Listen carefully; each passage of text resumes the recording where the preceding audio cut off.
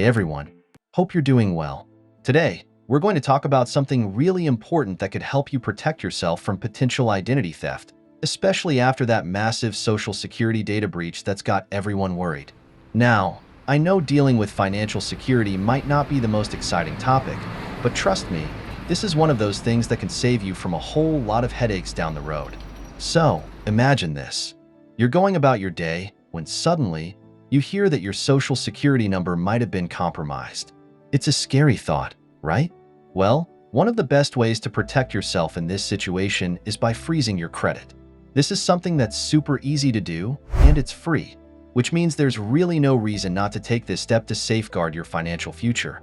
We're going to cover everything you need to know about freezing your credit, what it is, why you should do it, and exactly how to get it done with each of the 3 major credit bureaus. And I'll share a few personal tips along the way to make sure you feel confident about this process. So, stick around, because this is one of those things you don't want to miss. First off, let's talk about what a credit freeze actually is. A credit freeze, or a security freeze as it's sometimes called, is essentially a way to lock your credit report. When your credit is frozen, no one, including you, can open new credit accounts in your name unless the freeze is lifted. This is crucial because if someone gets their hands on your Social Security number, they could try to open new credit cards, take out loans, or even apply for mortgages under your name. By freezing your credit, you're stopping these criminals in their tracks. Now, I know what you might be thinking. Will this affect my credit score? The good news is, freezing your credit has no impact on your credit score at all. You'll still be able to use your current credit cards, pay your bills, and access your credit report for free, just like before. The only difference is, new creditors won't be able to access your report without your permission. So, if you're planning to apply for a new loan or credit card, you'll just need to temporarily lift the freeze, which is also really simple to do.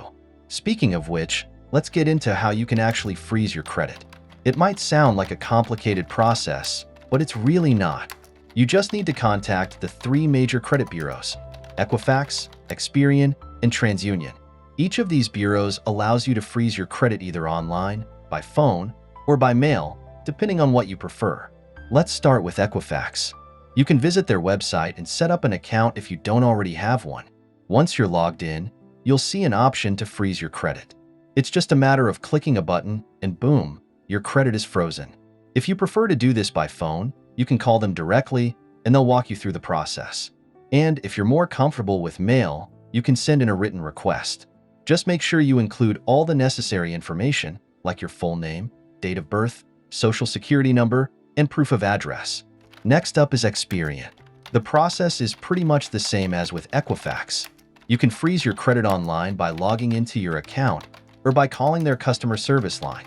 They also accept written requests by mail, so you've got options depending on what works best for you. Just remember, each bureau will need to verify your identity, so have your documents ready. Finally, there's TransUnion. Again, you can freeze your credit online, by phone, or by mail. I found that doing it online is the fastest and easiest way, but if you're someone who prefers talking to a real person or doing things the old-fashioned way, those options are definitely available.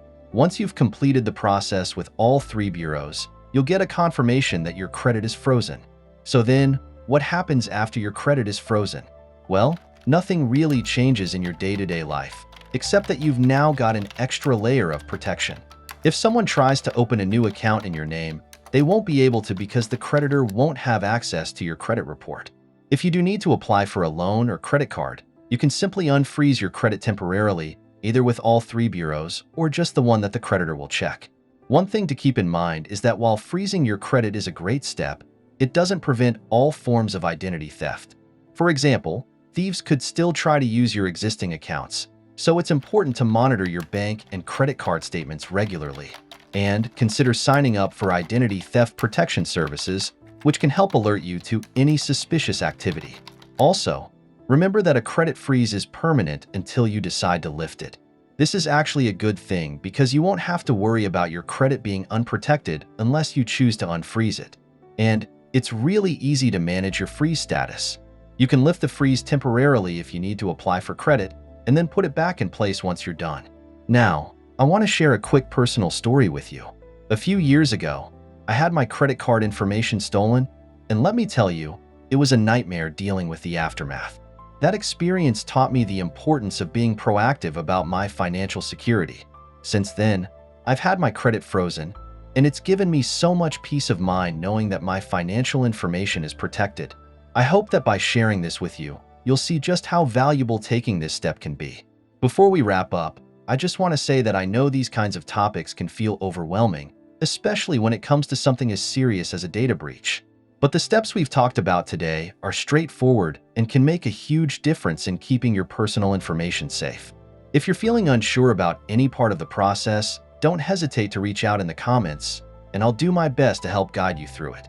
So, to sum things up, freezing your credit is one of the most effective ways to protect yourself from identity theft, especially in light of the recent Social Security data breach. It's free, it's easy, and it can save you from a lot of trouble down the line. I encourage you to take this step today, and if you have any questions, feel free to ask. Let's look out for each other and keep our personal information safe. Thanks so much for watching, and I'll see you in the next one.